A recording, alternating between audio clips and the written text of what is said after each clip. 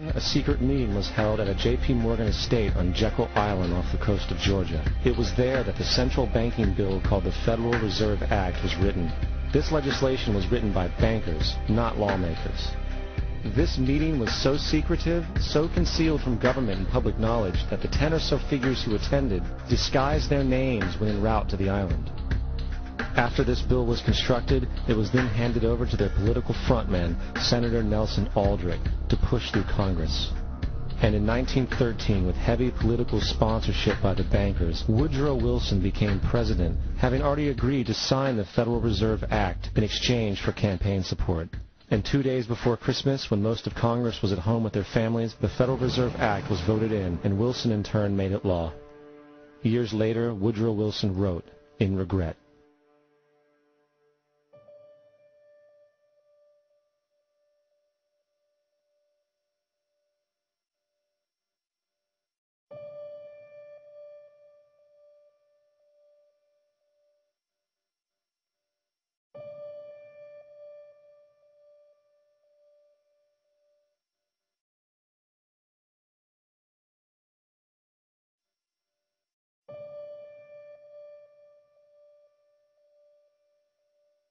Congressman Lewis McFadden also expressed the truth after the passage of the bill. A world banking system was being set up here, a superstate controlled by international bankers, acting together to enslave the world for their own pleasure. The Fed has usurped the government. Now, the public was told that the Federal Reserve System was an economic stabilizer, and inflation and economic crises were a thing of the past. Well, as history has shown, nothing is further from the truth. The fact is, the international bankers now had a streamlined machine to expand their personal ambitions. It's alive! It's alive! It's alive! For example, from 1914 to 1919, the Fed increased the money supply by nearly 100%, resulting in extensive loans to small banks and the public. Then, in 1920, the Fed called in mass percentages of the outstanding money supply, thus resulting in the supporting banks having to call in huge numbers of loans, and, just like 1907, bank runs, bankruptcy, and collapse occurred. Over 5,400 competitive banks outside of the Federal Reserve System collapsed, further consolidating the monopoly of the small group of international bankers. Privy to this crime, Congressman Lindbergh stepped up and said in 1921, "Under the Federal Reserve Act, panics are scientifically created.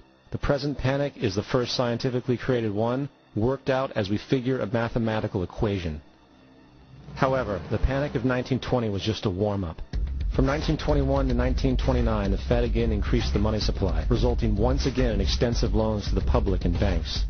There was also a fairly new type of loan called a margin loan in the stock market. Very simply, the margin loan allowed an investor to put down only 10% of a stock's price, with the other 90% being loaned through the broker. In other words, a person could own $1,000 worth of stock with only $100 down. This method was very popular in the roaring 1920s, as everyone seemed to be making money in the market.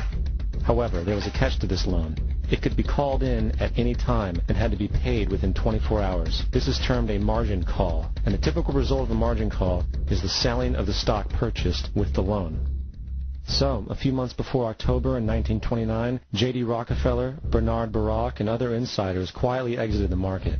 And on October 24, 1929, the New York financiers who furnished the margin loans started calling them in masse. This sparked an instantaneous, massive sell-off in the market, for everyone had to cover the margin loans.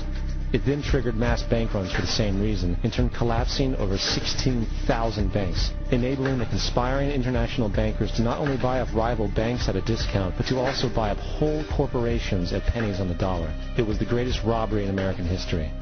But that didn't stop there. Rather than expanding the money supply in order to recover from this economic collapse, the Fed actually contracted it, fueling one of the largest depressions in history. Once again outraged, Congressman Lewis McFadden, a longtime opponent of the banking cartels, began bringing impeachment proceedings against the Federal Reserve Board, saying of the crash and depression, "It was a carefully contrived occurrence. International bankers sought to bring about a condition of despair so that they might emerge the rulers of us all." Not surprisingly, and after 2 previous assassination attempts, McFadden was poisoned at a banquet before he could push for the impeachment. Now, having reduced the society to squalor, the Federal Reserve bankers decided that the gold standard should be removed. In order to do this, they needed to acquire the remaining gold in the system. So, under the pretense of helping to end the Depression, came the 1933 gold seizure.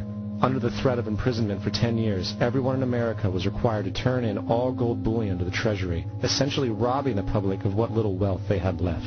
And at the end of 1933, the gold standard was abolished. If you look at a dollar bill from before 1933, it says it is redeemable in gold.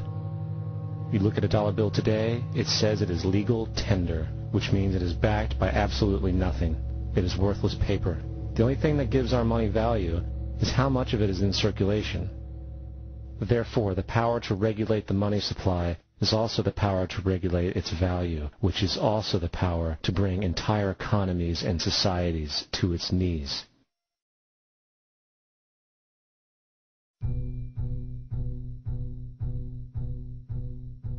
It's important to clearly understand the Federal Reserve is a private corporation. It is about as Federal Express. It makes its own policies and is under virtually no regulation by the U.S. government. It is a private bank that loans all the currency at interest to the government, completely consistent with the fraudulent central banking model that the country sought to escape from when it declared independence in the American Revolutionary War. Now, going back to 1913, the Federal Reserve Act was not the only unconstitutional bill pushed through Congress. They also pushed the federal income tax. It's worthwhile to point out that the American public's ignorance towards the federal income tax is a testament to how dumbed down and oblivious the American population really is. First of all, the federal income tax is completely unconstitutional, as it is a direct, unapportioned tax. All direct taxes have to be apportioned to be legal based on the Constitution. Secondly, the required number of states in order to ratify the amendment to allow the income tax was never met, and this has even been cited in modern court cases.